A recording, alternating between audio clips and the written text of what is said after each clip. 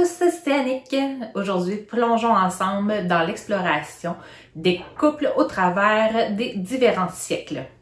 Avant de démarrer, n'oublie pas à liker la vidéo et de t'abonner pour ne manquer aucune de mes prochaines vidéos en lien avec l'épuisement amoureux.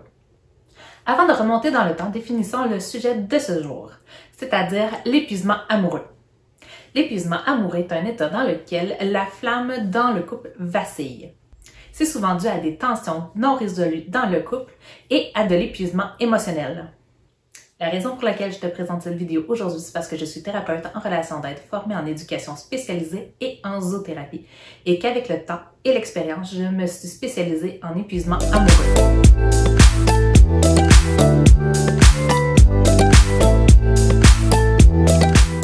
Pour bien comprendre les couples à l'heure actuelle, nous devons remonter dans le temps à plus de 2000 ans avant Jésus-Christ, moment où nos ancêtres ne connaissaient point la monogamie. À l'époque, on aurait plutôt parlé de polyandrie. Ce sont des structures familiales complexes qui ont permis l'évolution de nos différentes relations.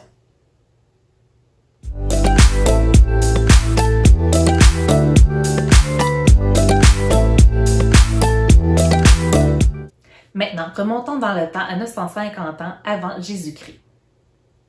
C'est à ce moment-là qu'on a décidé qu'on devait avoir la femme qui était vierge avant le mariage. Cela permettait de déterminer mieux la paternité de l'enfant.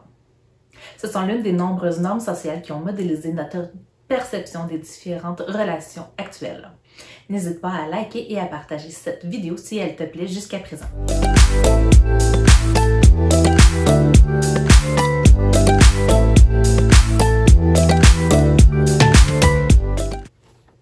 Avec l'avènement du 4e et du 5e siècle, la monogamie devient la norme pour les mariages qui sont plus axés sur la politique.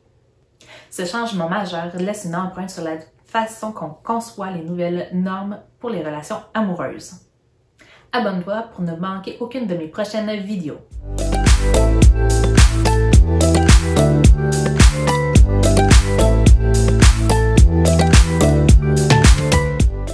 Dans le 18e siècle, une lueur d'autonomie pointe avec les différents salons politiques qui émergent dans tout Paris, dont entre autres celui de Madame Roland.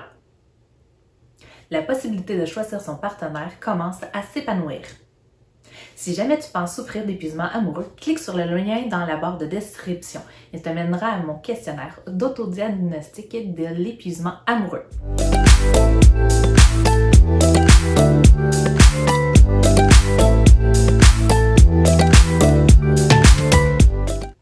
Maintenant, nous arrivons au 19e siècle, là où l'Église s'allie aux différents écrivains romantiques. Ceux-ci s'allient pour célébrer la passion amoureuse afin que ce soit un élément clé pour la construction des différents couples. C'est à cette époque que la conception de l'amour moderne a été conçue.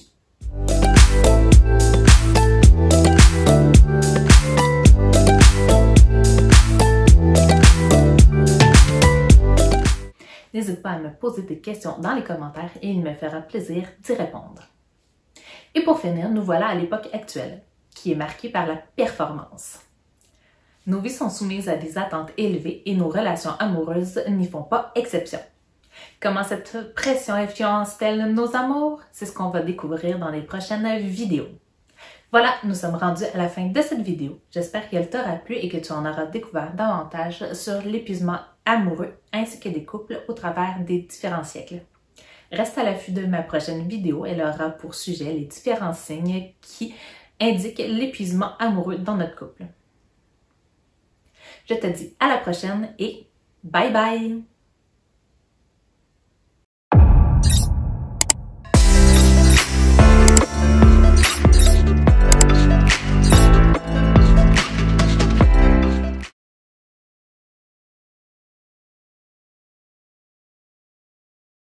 De Madame